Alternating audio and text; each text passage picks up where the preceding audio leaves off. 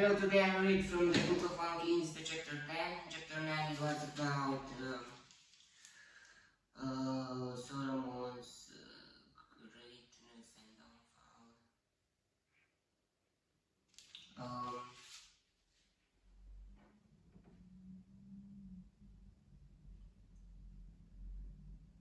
And now let's see what's next. When the Queen of Sheba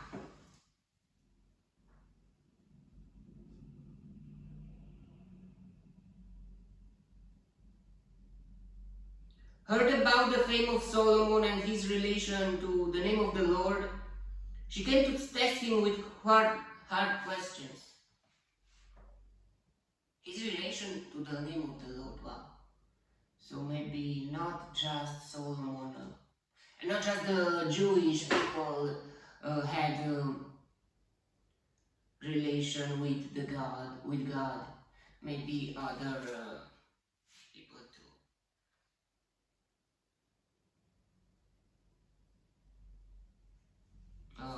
She came to test him with hard questions. Arriving at Jerusalem with a very great caravan, with camels carrying spices,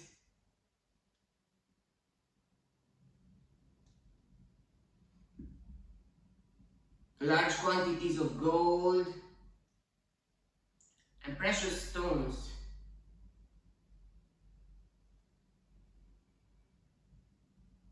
She came to Solomon and talked with him about all that she had on her mind. Solomon answered all her questions. Nothing was too hard for the king to explain to her. When the Queen of Sheba saw all the wisdom of Solomon and the palace he had built, the food on his table, the seating of his officials, the tending servants in their robes, his cupbearers, and the burnt offerings he made at the temple of the Lord, she was overwhelmed. She said to the king, "The report I heard in my own country about your achievements and your wisdom is true. But I did not believe these things until I came and saw with my own eyes. Indeed, not even half was told to me. In wisdom and wealth, you have far exceeded the report I heard." When someone hears about you some wow things, and after the person will came to see if it's true, then to find way much more.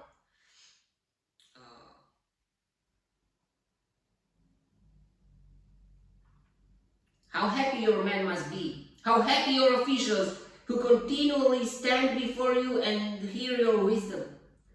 Praise be to the Lord your God, who has delighted in you and placed you on the throne of Israel. Because of the Lord's eternal love for Israel, he has made you king to maintain justice and righteousness. Your Lord, your God, maybe, I don't know if the Sheba people was praying to the Lord, to the God himself, or I don't know. Let's continue. And she gave the king 1,020 tiles of gold, large quantities of spices, and precious stones. Never again were so many spices brought in as those the Queen of Sheba gave to King Solomon. Hiram's ships brought gold from Ophir, and from there they brought great cargoes of almug wood,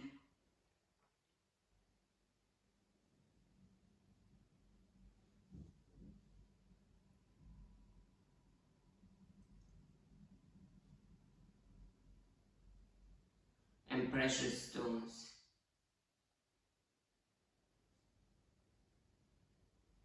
The king used the almug wood to make supports for the temple of the Lord and for the royal palace, and to make harps and lyres for the musicians. So much good has never been imported or seen since that day. Uh, King Solomon gave the Queen of Sheba all she desired and asked for, besides what he had given her out of his royal bounty. Then she left and returned with her retinue to her own country. The weight of the gold that Solomon received yearly was 666 talents,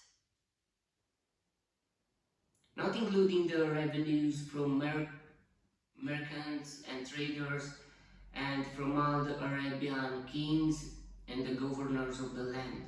King Solomon made 200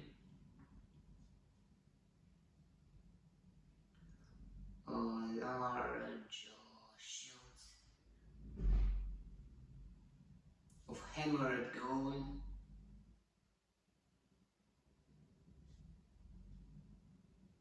600 becas of gold went into each shield.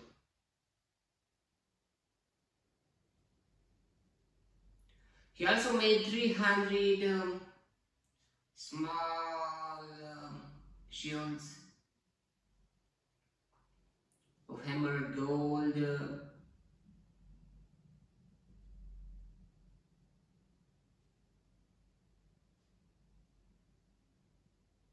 with 3 minas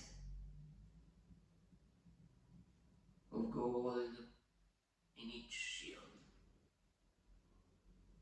The king put them in the palace of the forest of Lebanon.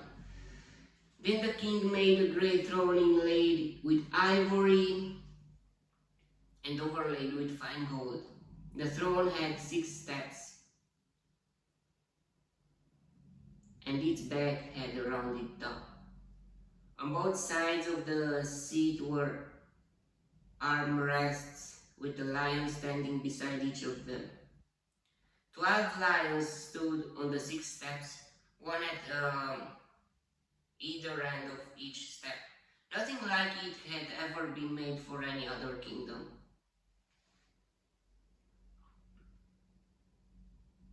So 6 steps,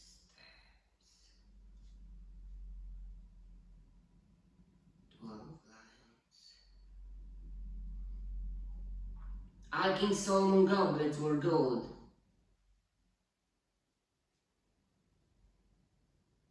And all the household articles in the palace of the forest of Lebanon were pure gold.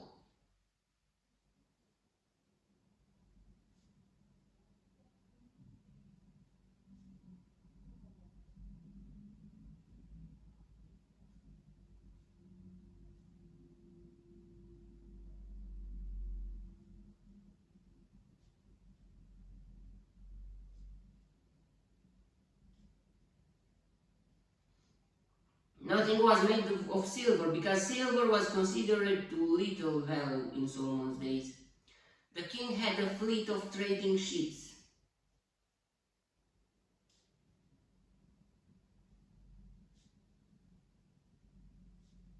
At sea along with the ships of Hiram. Once every 3 years,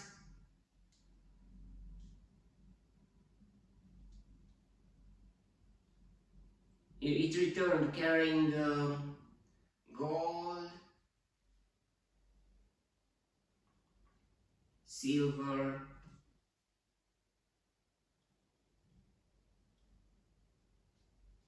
and ivory, and apes,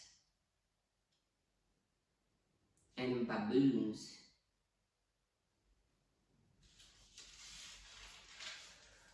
King Solomon was greater in riches and wisdom than all the other kings of the earth. The whole world sought an audience with Solomon to hear the wisdom God had put in his heart. Year after year, everyone who came brought a gift: articles of silver and gold, robes, weapons.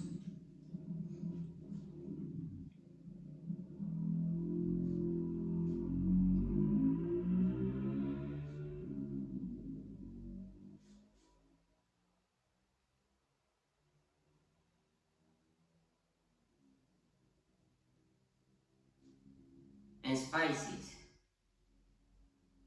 and horses and mules.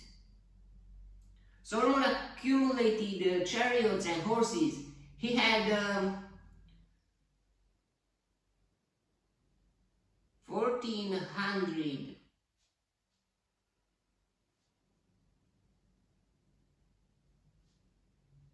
chariots.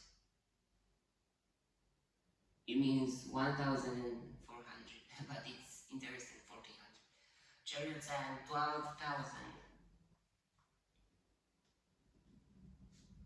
horses.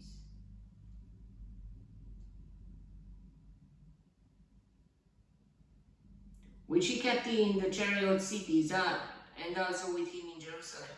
The king made silver as common in Jerusalem as stones, and cedar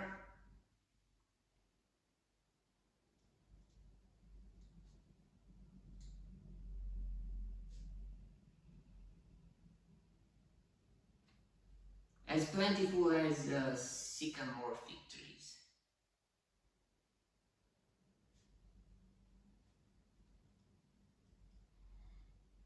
In the foothills.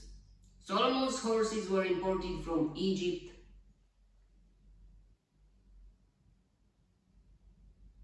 and from Q. The royal merchants purchased them from Q. They imported a chariot from Egypt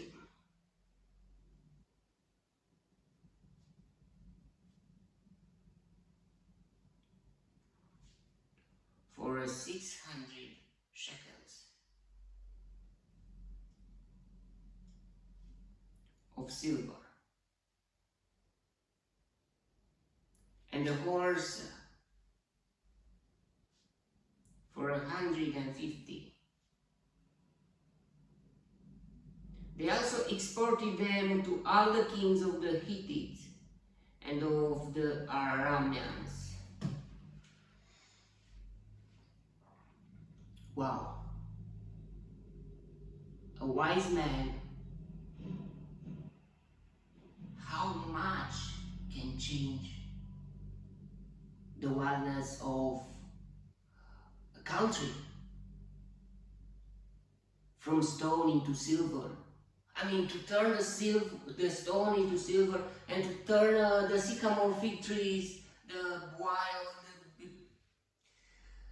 ones, into cedar.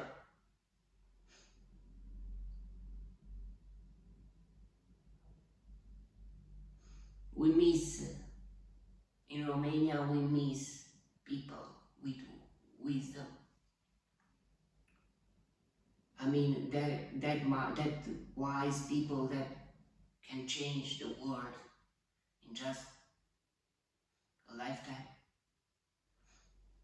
Wow. What was the secret? It was because God gifted Solomon with wisdom.